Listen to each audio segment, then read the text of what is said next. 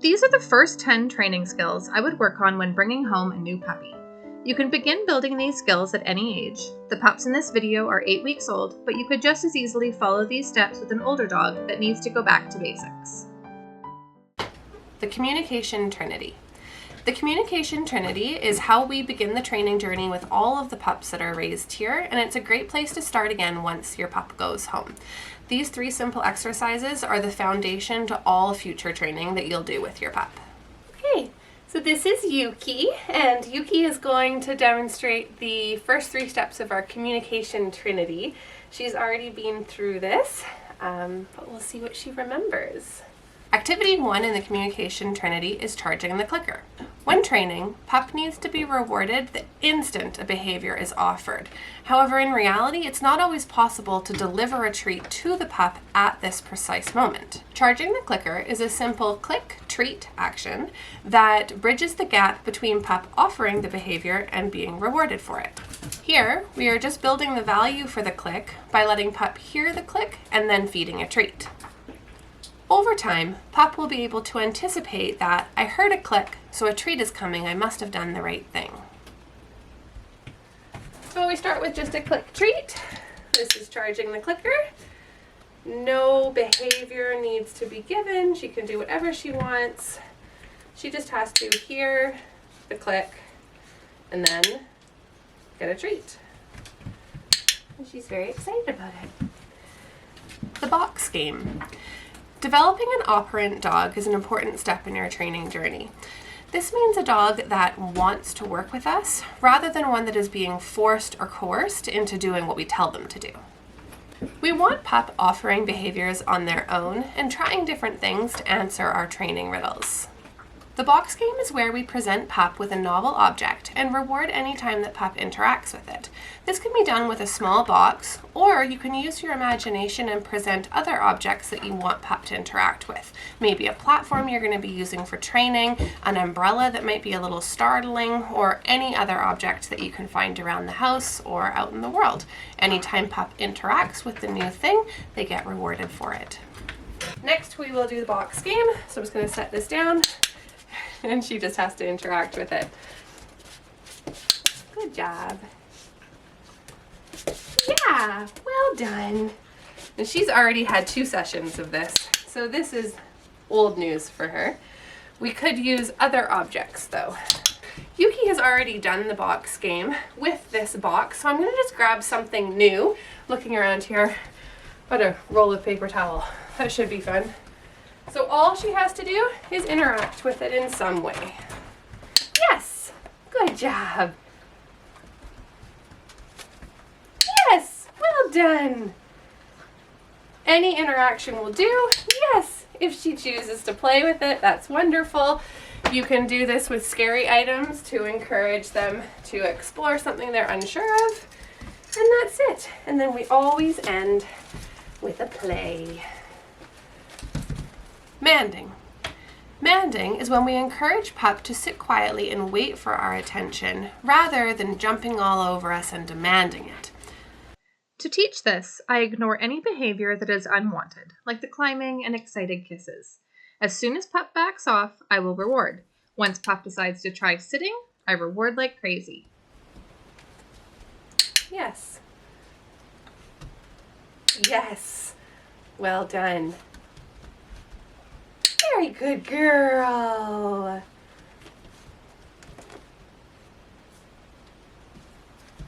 Yes. Very good girl.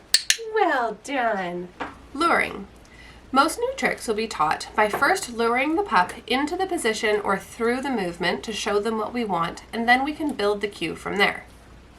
For this, I put a treat straight in front of pup's nose, slowly move it away, and reward when pup follows. The first few movements that I usually teach are into a sit, down, and stand position. For a sit, I'm going to take the treat right in front of pup's nose, bring it slightly up and back, and the bum will drop. For a down, the hand just comes straight down towards the ground, and for a stand, we bring the treat straight away from pup's nose. I do not begin to add a voice cue to these commands until pup is super comfortable moving through the different positions. So here we have Zed. Zed is going to demonstrate luring, which is super crucial for pretty much all the training we're going to do. So I'm going to start by showing him that a treat and just have him follow it a little ways. I have another one here. I'm going to get him just to come off of me. Good boy. There. Now I'm going to lure him into a sit down and stand. So for the sit, the treat goes right in front of his nose, just slightly up and back. I'll lure him off of me again and into a sit. There, yes, good boy. Now we're going to lure into a down, which is just hands straight to the ground. Yes, good job. And hands straight back up for a sit. And straight to the ground for a down. Yes, good job. And then a stand is just going to be straight forwards. Yes, good job. Okay, for the down, it's always easier to start by luring into a sit and then straight into a down because you're already halfway there. Yes, good job. Well done, buddy. The down can be hard, so I try to jackpot that one pretty good. Okay, and then we'll just take a few steps forward so he can get used to being lured in all directions. Follow that treat anywhere it goes. Very good. Kennel games. Kennel training is one of the first major skills that most puppies will work on when they go home. Although it does take time to build value for the kennel, and I usually say to wait for pup to be about 4 or 5 months old before we can really start to call them kennel trained. I'm not going to go too in-depth into kennel training here as it's just too much for the purposes of this video, but the very first steps will be getting pup comfortable with moving in and out of the kennel. I start by scattering treats in the kennel and just let pup discover them on their own. I'll then reward with another jackpot of treats if pup decides to go all the way inside. Once it looks like most of the treats are cleaned up, I like to encourage pup out of the kennel with a release command. Break! I like to ask pup out in this way because then I can build duration later on. Okay, so this is Enzo. He's a very busy pup. And he is going to show us the first few things that I would do when I'm starting to kennel train. As you can see, he doesn't have a lot of concern about going in the kennel, but we're just going to continue building that value. So I'm going to start just by sprinkling some treats. Yes, good boy. And once he goes all the way in, I'm going to jackpot him there. Good boy, well done. And I'm going to wait till he cleans up all the treats. And then I'm going to encourage him out. Puppy! Break! Yes, good job! Oh, and he knows this is where the food is, so I'm going to jackpot him again. Very well done. And once he's done, then I'll release him. Puppy! Break! Good job! Well done! And that's it. Now he's starting to discover that the kennel is a place that is worth going. There we go.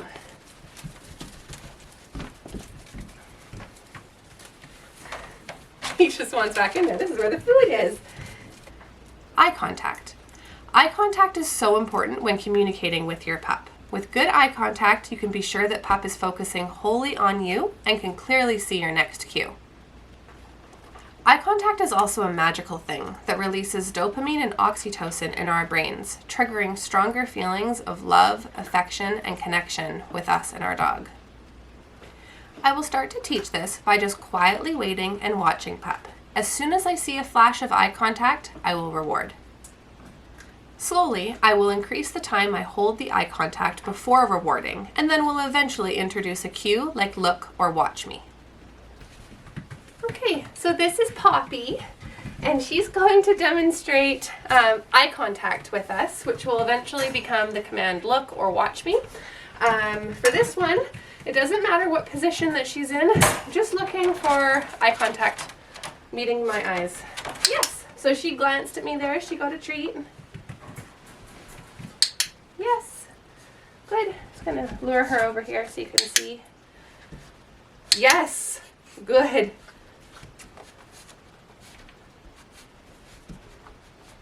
Yes, good job. Now it wasn't the sit, it was the pause and the eye contact that I treated for there. Yes, good.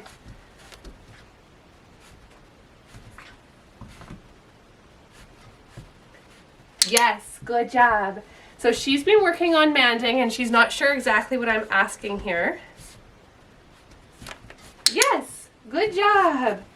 And I'm hiding my treat hand so she looks to me, not the treats. Yes, well done, good girl. Yes, that was it. Yeah, good job. This is a very busy puppy, so this can be hard. Yes, good. Yes, nice one. Good, and that's it. Stay using a platform. When teaching a stay command, I will start by luring Pup into a sit or a down, remove the treat, and then immediately treat again. Pup stayed for a fraction of a second, and that's how it starts. I slowly increase the time between rewarding and eventually add a stay command.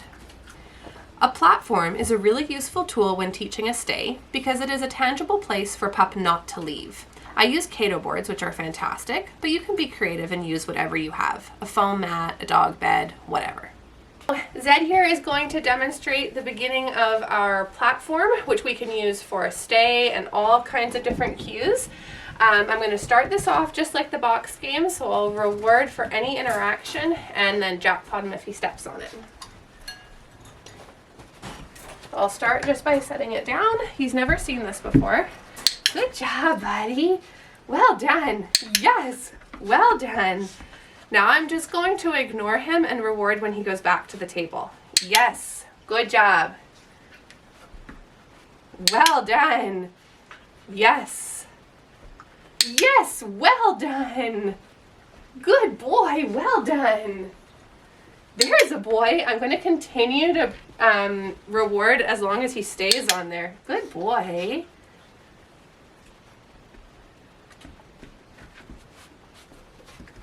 Yes, good job. Well done. Yeah, well done. Good job, buddy. Good job. Now the next thing would be if I can lure him from here, I can lure him into a down and up into his sit. Very good job. And then I'm just going to extend a little bit of time. He's staying in a sit. This is the beginning of a stay right here.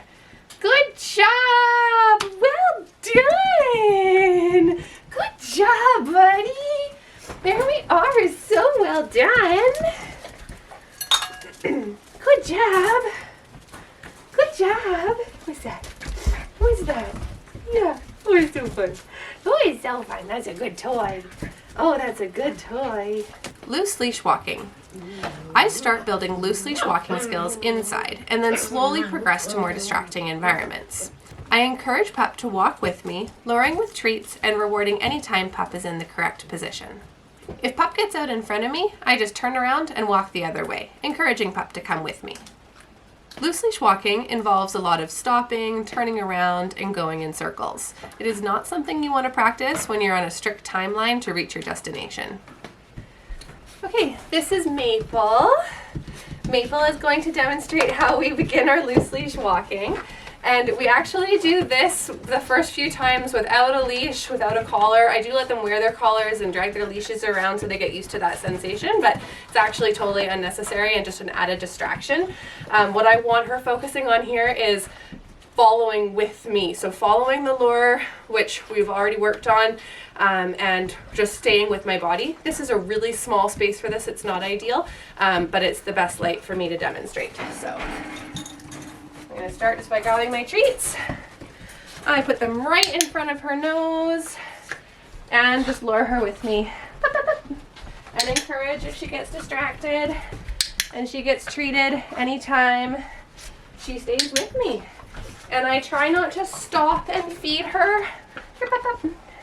I try to just continue the movement because we don't want to have to stop every time we get a treat.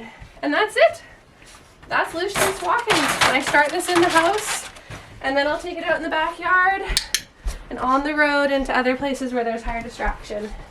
Good girl, well done. And you can start removing your hands so you're not just luring the whole time. And she stays with me. Good job. We can do some nice little circles. Well done. Good girl. Well done, Pup. That's it. Don't fall into this, Pup.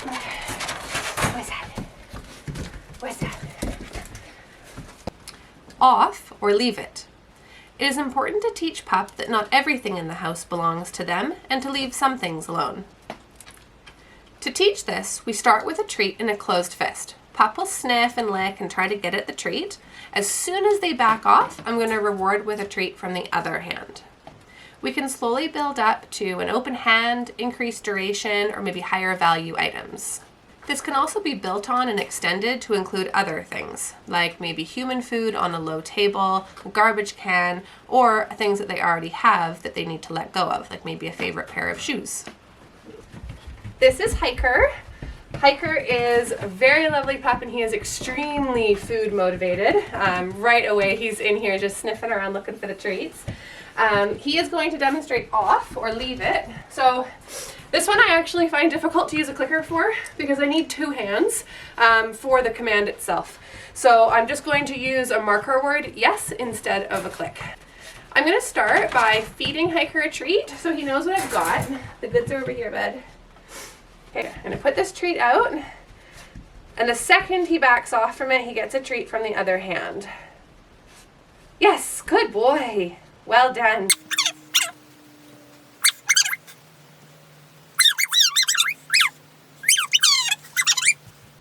Yes, well done. Yes, good job. So he's starting to grasp that this one is not going to be given to him. Good job. Good job. Yes, what a boy. Yes. So he acknowledges the treat and then he looks away. That was outstanding. What a puppers. What a puppers. You're so good. That is very hard for him because he's extremely food motivated. He has a hard time focusing with any treats around. Good job, buddy. The collar grab game. Reaching in to grab Pup's collar is unavoidable in our daily life. However, it doesn't take long for Pup to realize that every time you reach in to grab the collar, it means the leash is going on and we're going home. This builds a negative association with reaching towards them, and Pup will begin to evade you at those times. The collar grab game is a way to build a positive association with this movement. As you reach in to grab Pup's collar, feed a treat at the same time. Now the approaching hands just mean a treat is coming. This can be adjusted for any don't touch me there spots Pup may have, such as handling feet for nail trims, brushing a long tail, or putting on a jacket. So this is Freya, and Freya is going to demonstrate the collar grab game, which can be used for any kind of don't touch me there spots. It's also just really good for getting Pup used to you coming at them. Sometimes they don't like that, but it is necessary sometimes if you're in the park or whatever and need to just grab them really quick. So I'm just going to show her I have some treats to start with and lower her out in front. Now I'm going to reach into her neck, and as I do, just feed her a treat, and that's it. We come in like this. Now that sensation of grabbing Pup's collar for the leash. I actually dropped my clicker. I don't have enough hands here. Yes, good. If Pup doesn't maybe love being brushed, you can do the same thing. As you reach in with the brush, they get a treat and treat. See, so it's just simultaneous as you do the motion. There we go. That's it. Now when you're in the park and you need to go, you can just quickly reach in and treat. Or maybe you've got a clip on the back of your harness or a clip on the front of your harness, and that's that. This is really good for nail trims. So as I reach in to grab a foot, feed a treat, grab that back paw, feed a treat, and grab the other back paw. Just do it over and over till that hand coming at them just means where's the food coming from. Not, they're reaching for me. Good job. Well done, pretty girl. Well done. It's time to play. What's this? The recall. Having a solid recall is one of the most important cues you will ever teach your dog. This lifeline will keep your pup safe and will allow their world to be so much larger. You can't take your pup off leash in an unsecured area without a rock solid recall. When calling pup to you, use the most excited voice you can muster, don't be embarrassed, and always reward with the highest value treats you have. Recall is easiest to teach with 2 people standing on opposite sides of the room and calling pup back and forth between you. If you are by yourself, you can lure pup away with a small pile of treats, walk away, and then call pup to you. There are 2 things to remember with recall. One is the timing of the reward.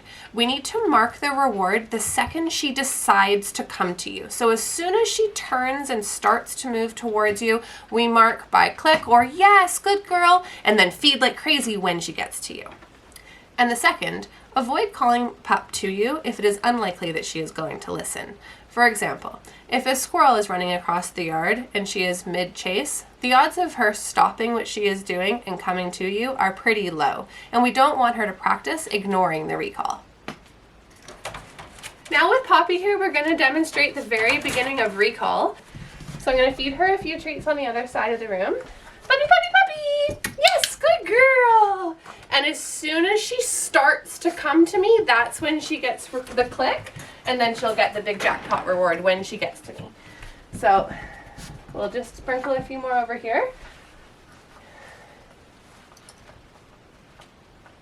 Puppy, puppy! Pup, pup, pup, pup. Yes, good job! Well done! We'll do one more. Right here.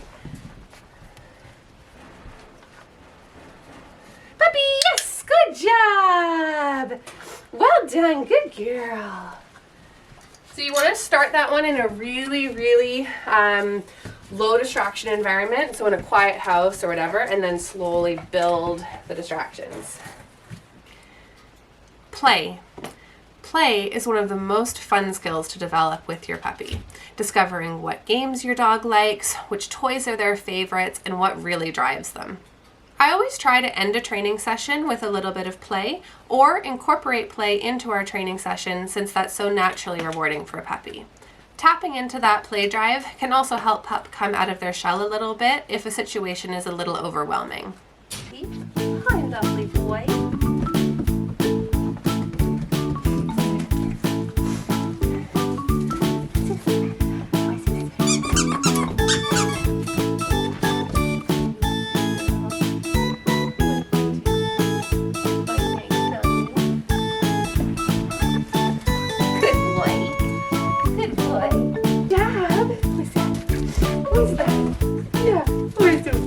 Who is so fun?